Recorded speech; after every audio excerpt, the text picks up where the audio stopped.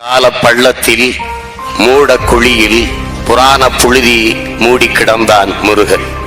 தோண்டி துடைத்து விஞ்ஞான தண்ணீரில் கழுவினேன்.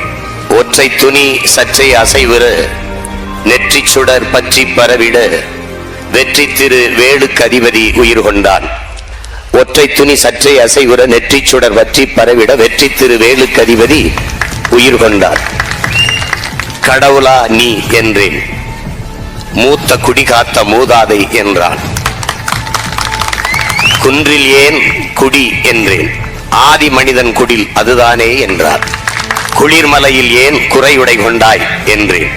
இரையாகும் விலங்கை துரத்தி கொண்டே இறை தேடும் விலங்கு விட்டு உயிர் தப்பி ஓட சுனைகள் ஆறுகள் நீந்தி கடக்க தேனடை தேடி கிளைதோறும் குதிக்க தொங்கும் ஆடை தொல்லையா இல்லையா?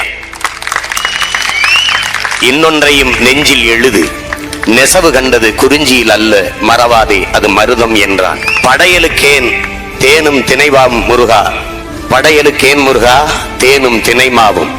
சுடுதல் அவித்தல் சமைத்தல் என்னும் அநாகரிகங்கள் தொடங்கும் முன்னே காயும் கனியும் கிழங்கும் இலையும் தானாய் விளைந்த தானிய மணியும் தேனாய் வழிந்த திரவிய பொருளும் ஊனாய் இருந்த உண்மை உணர்த்தவே. காயும் கனியும் கிழங்கும் இலையும் தானாய் விளைந்த தானிய மணியும் தேனாய் வழிந்த திரவிய பொருளும் ஊனாய் இருந்த உண்மை உணர்த்தவே.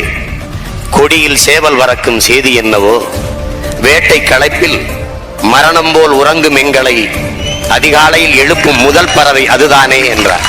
வேட்டை களைப்பில் மரணம் போல் உறங்கும் எங்களை அதிகாலையில் முதலில் எழுப்பும் பறவை அதுதானே.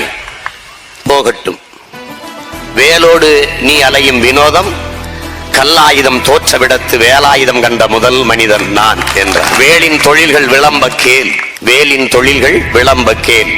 வேட்டை காட்டில் வெற்றி தந்ததும் வேளாண்மைக்கு காவல் தந்ததும் மடவார் தம்மின் மானம் காத்ததும் மாற்றார் வெருட்டி மண்புலம் காத்ததும் முன்னோடிகளை விளங்குண்ணாமல் அன்னால் காத்து ஆயுதமானதும் கைவேல் கைவேல் கைவேல் தானடா. கைவேல் இல்லையே நீ நான் ஏதடா. தாத்தா என்றேன் நான், பேரனே என்றான் முருகன். இருவர் தள்ளுவல் இறுக்கத்தில் நொறுங்கி சிதறி கிடந்தன நூற்றாண்டின் துகள்கள். இது கொஞ்சம் தேநீர் கொஞ்சம் கவிதை என்ற தொடரில் நமது மதிப்பிற்குரிய கவி பேரரசு அவர்கள் எழுதிய கவிதை. நமது அருமை பெரும்பாட்டன் முருகனுக்கும் நமக்கும் இருக்கிற உறவு நெருக்கத்தை இந்த கவிதை உணர்த்தி இருக்கிறது. இங்கே நீண்ட காலமாக கடவுள் மறுப்பு தத்துவத்தை ஏற்றிருந்தவர்கள் எல்லாம் நான் பார்த்தேன்.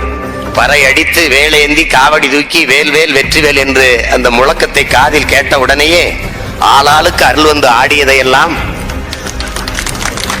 நான் பார்த்தேன். எத்தனை கடவுளை கும்பிட்டாலும் இன முன்னோர் நமது முப்பாட்டன் தமிழ் பெருந்தகை முருக பெரும்பாட்டனை பேசுகிற போது சொல்லுகிற போது ஒரு இனம் தெரியாத பாசம்.